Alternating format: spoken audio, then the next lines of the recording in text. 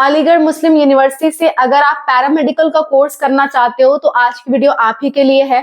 आज की वीडियो में मैं आपको बताऊंगी बैचलर के कौन से पैरामेडिकल कोर्स कर सकते हो, कौन कौन से डिप्लोमा कोर्स कर सकते हो, कब उसकी एग्जाम डेट है, कितनी एप्लीकेशन फॉर्म की फीस लगेगी, सेंटर कहाँ पड़ेगा, कौन कौन से बच्चे दे सकते हैं, एलिजिबिलिटी क्राइटेरिया क्या रहने वाली है, एग्जाम पैटर्न क्या रहने वाला है, सिलेबस क्या रहने वाला है, सब कुछ आज के वीडियो में हम डिस्कस करेंगे। अलीगढ़ मुस्लिम यूनिवर्सिटी पैरामेडिकल एंट्रेंस एग्जाम के बारे में, इसके फॉर्म आउट हो चुके हैं, एग्जाम कब होगा, फॉर्म कब तक है, सब कुछ हम डिस्कस करेंगे।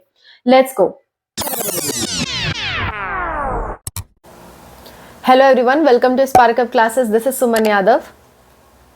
AMU यानी कि अलीगढ़ मुस्लिम यूनिवर्सिटी, AMU ने अपने ज्यादातर कोर्सेज के लिए फॉर्म रिलीज कर दिए हैं। अगर आप ये जानना चाहते हो कि AMU में टोटल कितने कोर्सेज हैं जिसके फॉर्म प्रेजेंट टाइम में आउट है, तो आप कमेंट कर देना AMU कोर्सेज, जल्द ही आपको उस पर वीडियो मिल जाएगी।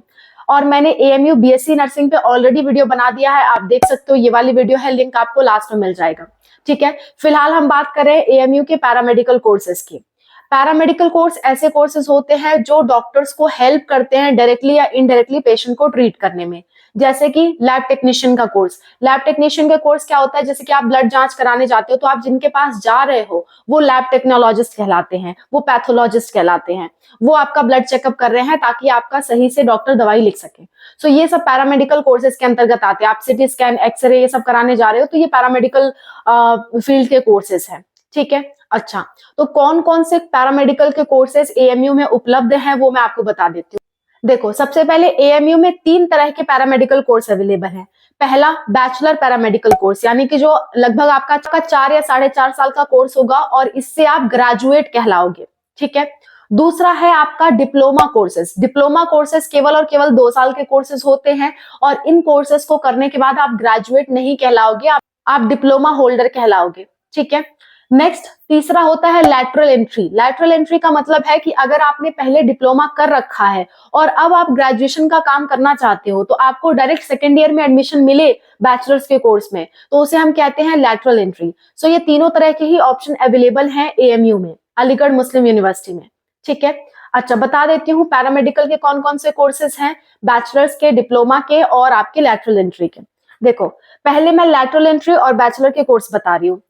बी ऑप्टोमेट्री यानी कि बैचलर इन ऑप्टोमेट्री में 25 सीट्स अवेलेबल हैं आपके बैचलर कोर्सेज के लिए, मतलब ग्रेजुएशन कोर्सेज के लिए, अगर 12th के बाद आप करना चाह रहे हो। और अगर आप लैटरल एंट्री लेना चाह रहे हो यानी कि डायरेक्ट सेकेंड ईयर में एडमिशन लेना चाह रहे हो, आपने पहले से डिप्लोमा कर रखा है इस फील्ड में, तो उस केस में आपके पास 5 सीट्स हैं। दूसरा है आपका BOTT यानी कि bachelor in operation theatre technology.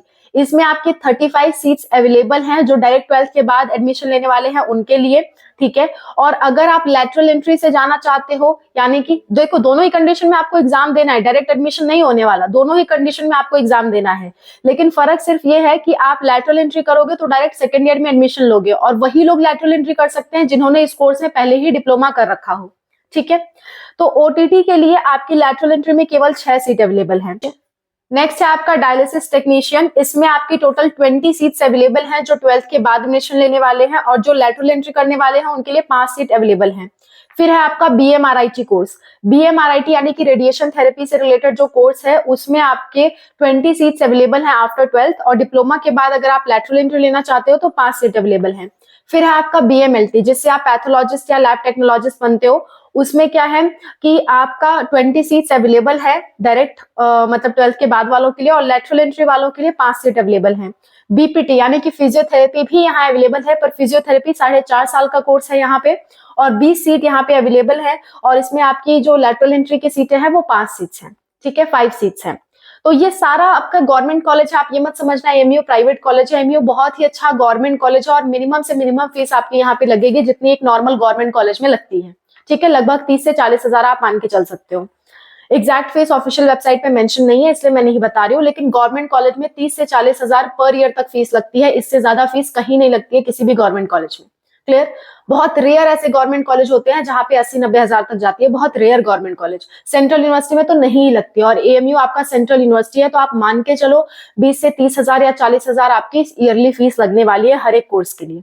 ठीक है, नेक्स्ट, इसमें 12th में आपका PCB होना जरूरी है, फिजिक्स केमिस्ट्री बायोलॉजी होना जरूरी है, अदरवाइज आप नहीं जा सकते। अब बात कर लेते हैं डिप्लोमा कोर्सेज और इनकी सीट्स की। मैंने आपको लैटरल एंट्री वाले बता दिए, ग्रेजुएशन वाले बता दिए। डिप्लोमा पैरामेडिकल कोर्सेज की बात करी हूं तो केवल 2 कोर्स अवेलेबल हैं।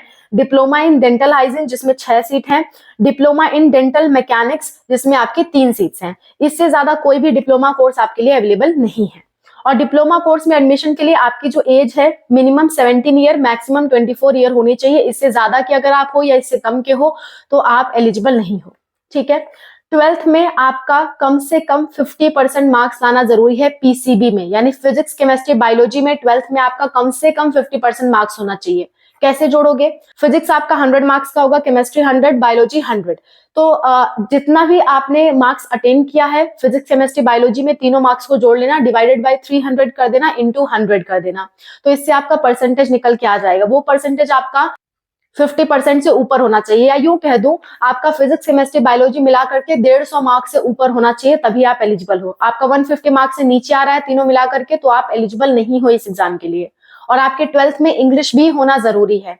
अगर आप फेल भी हो गए हो किसी सब्जेक्ट में तो कोई बात नहीं, आप फॉर्म भर सकते हो, लेकिन बाद में कंपार्टमेंट एग्जाम देके आपको पास होना पड़ेगा, अदरवाइज आपका एडमिशन कैंसिल हो जाएगा अगर आपको एडमिशन मिल भी जाता है तब भी। ठीक है, तो इस बात का आपको ध्यान रहे। नेक्स्ट बात कर लेते हैं पेपर पैटर्न की। तो इसमें टोटल 100 क्वेश्चंस आते हैं।